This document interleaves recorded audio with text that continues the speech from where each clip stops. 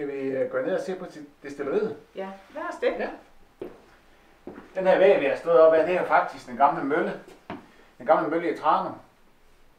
Og da vi købte huset her, der var der jord op omkring. Og det her hul ind til stuen, det var der jo af god grund ikke. Og vi fik så her gravet ud, og vi var sådan lidt spændt på, hvordan kommer den her mur til at se ud. Ham entreprenøren, vi havde til at hjælpe os med, han sagde til os, vi kan godt risikere, at det hele bare var en masse kampesten, der var stablet oven på hinanden, men man kan jo se, at man har selvom det var noget, som pakkes væk, så har man egentlig gjort det en rimelig indsats for at få det til at se ordentligt ud. Og hvis man kigger på de sten her, så er det jo egentlig, kan fornemme, det er måske en stor kampesten, de har haft til stået på en mark, og så har de simpelthen skåret den i stykker, eller flækket den. Herovre, der er stadig nogle rødder, der var jo selvsået med bæltetræer og fyretræer på møllen, dengang vi købte huset i 2001. Og det var spændende at skulle have den her gravet ud. Men skulle ikke gå ned og kigge? Jo.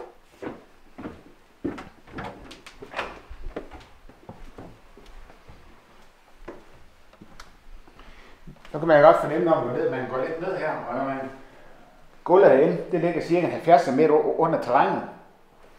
Og det vidner lidt om, at det er en gammel bygning. Og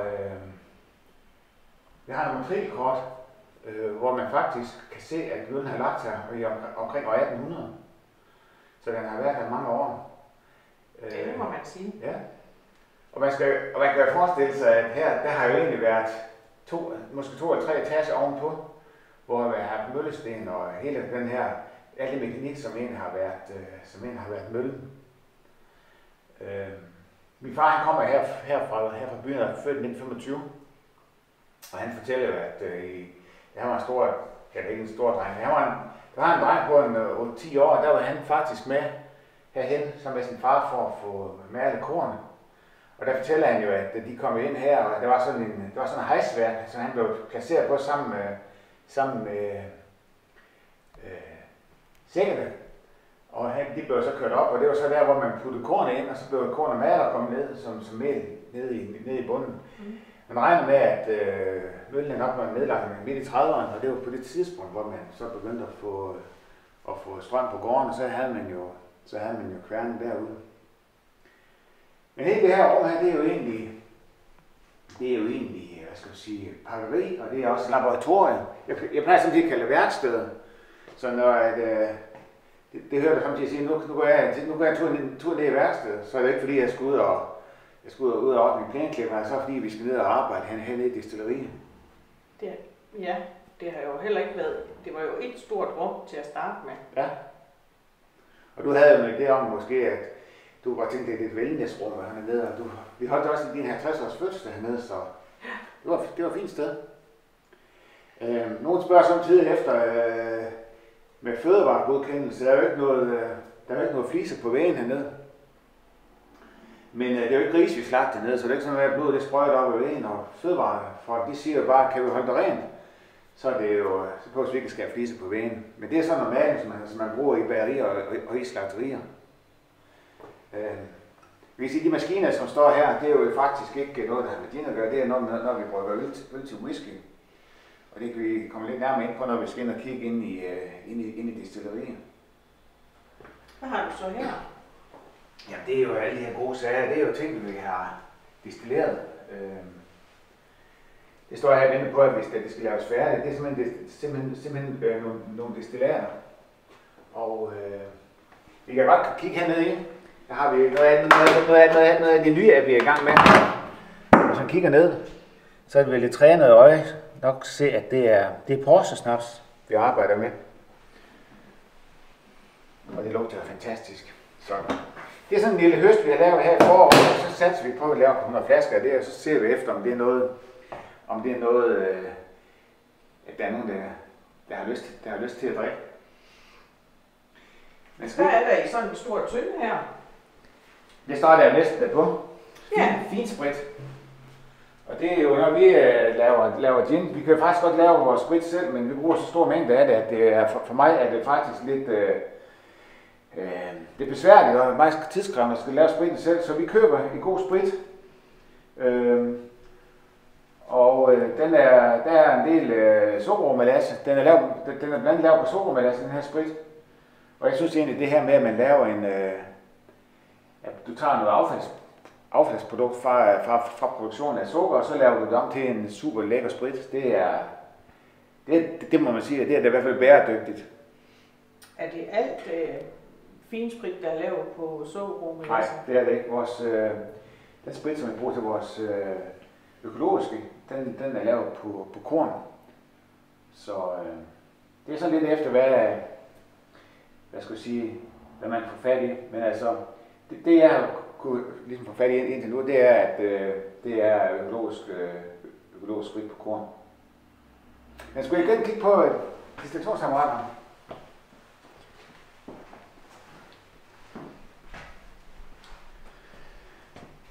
Vi har 3 styks.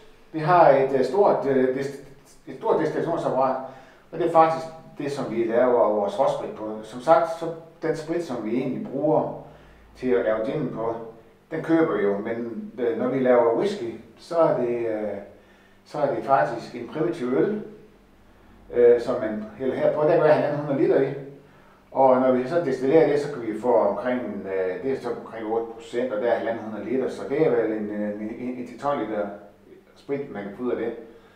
Og det er den proces, når man skal lave whisky, det er simpelthen at få lavet en spiritus, eller en råsprit, som har tilpas med smag, uden at gå for meget fusel og forskellige andre dårlige ting i det. Man skal selvfølgelig også sørge for at få metanol, altså træspritten skal også have. Men der har man sådan forskellige processer, hvor man ligesom sørger for, at spritten er i orden. Og den her sprit, som jeg laver, når den kommer herfra, så er den altså, så kan man faktisk godt drikke den som en snaps.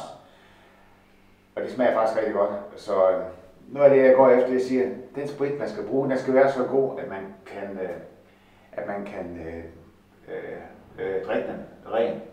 Ja. Men det er faktisk de her små apparater, som jeg laver min gin på, eller vores gin på. Hvor meget kan du lave ad gangen? Jamen det er sådan hvis jeg starter kl. 6 om morgenen, og så arbejder 13 timer, så kan jeg køre de her 2 apparater 3 gange, så det er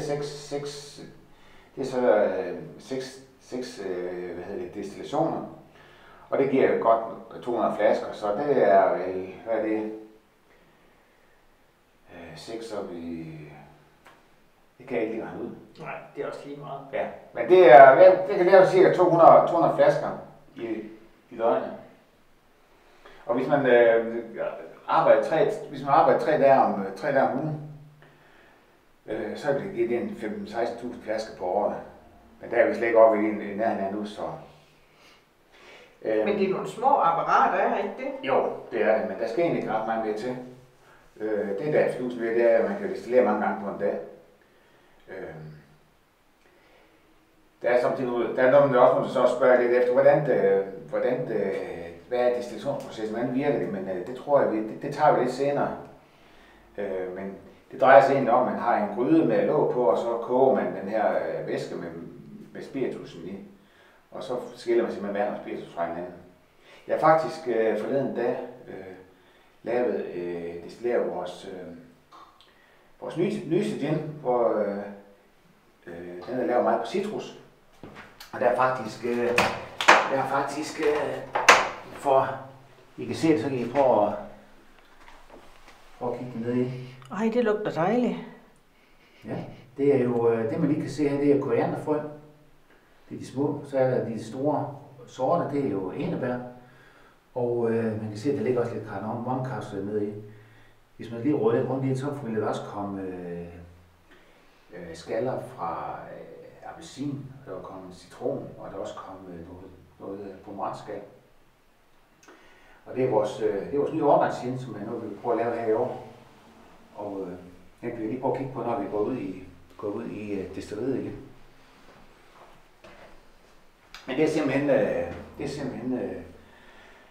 er ikke sådan noget, jeg selv går ud og sanker alle de her urter, fordi det det kræver jo faktisk en mands arbejde 24/7. Hvis man skal gøre det. Så jeg køber, jeg har en god leverandør, som leverer de gode råvarer. Og ja, det fungerer rigtig godt. Ja. Ja. Den her linje, vi snakkede om, jeg har faktisk et eksemplar, der står her. Det er eksemplar nummer, ja, dengang man skrev på etiketten, der blev lavet 1000 styks af den her. Og det er citrusnoter, der er sprit i, eller undskyld, der er citrus i råspritten, og så infuserer vi det sammen med udtræk af cedertræ og af appelsinskal. Og det kan være, du har lyst til at, det vi lige skal smage. Ja, det kunne da være dejligt. Nu tager vi lige skarp her.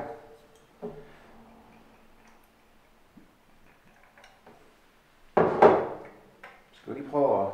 Skål. Skål. Den dufter da godt. Det jeg så tænker, det er, når man så tager den her, der er citrus med citrus på, så når man så putter den ind med en Indian tonic og med godt mis på, så tager man lige en appelsinskive og lægger ovenpå, og noget appelsinskal og lige sprøjter den her olie ud over. Ja. Så det bliver fantastisk. Skål! Skål.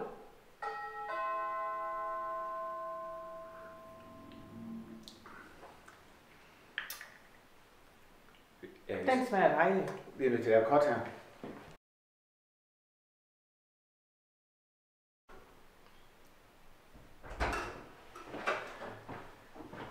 Ja, det var fragtmanden. Han kom lige med en tynde finsprit.